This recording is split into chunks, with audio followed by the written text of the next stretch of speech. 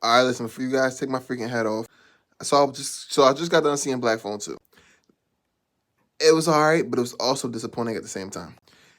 The first one was just a freaking masterpiece. Beautiful, tight, beautifully written, perfectly well done script. Had a lot. I had big with this sequel. It had big shoes to fill. Because after the first one was just so freaking amazing. Everything was down perfectly. Everything was just straight perfection. Everything was great.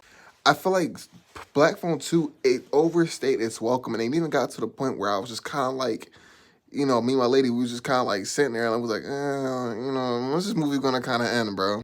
I feel like it was just kind of overdoing. It's like it's staying overdoing its welcome for the most part. I feel like I love the creativity. I love the sequences. I love how creative like the movies. I always which is what I loved about the freaking Black. I'm definitely going over a minute on this one.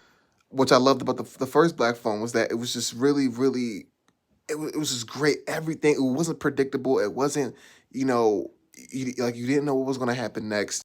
A lot of it was just like all over the place and all this stuff, but in a good freaking way.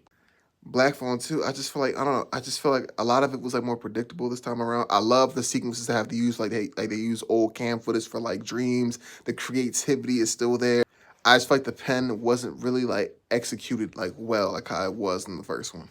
I feel like the plot wasn't as deep. I feel like the plot wasn't really as great. But I love Gwen. Gwen freaking kills it in this freaking movie. She kills it in this freaking movie. I mean, it takes the lead role, going through all these freaking dreams, all these freaking nightmares, the sequences that she goes through, and all that stuff. But Ethan Hawke kills it kills it as usual. Did a phenomenal job in the Black Phone one. Was actually a huge fan as well. Finn, you see him kind of overcoming like his own stuff is everything that he's been going through, and he's older now, and all that stuff. You kind of see him go through his whole development, his developmental stages and stuff like that. He's having flashbacks, PTSD, all this freaking stuff and everything like that. Like I said, it's disappointing, but I'm not. It's not disappointing like oh it's trash, it's freaking horrible. It was still very enjoyable. I did feel like it overstayed its welcome a lot. I mean, it was. I feel like it was like a. I felt like I got there around like 1:30, and the movie didn't really end until like what?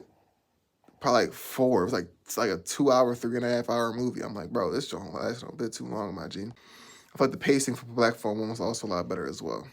But let me know in the comments down below. What did you guys think of the movie? Was it good in you guys' book? Let me know in the comments down below.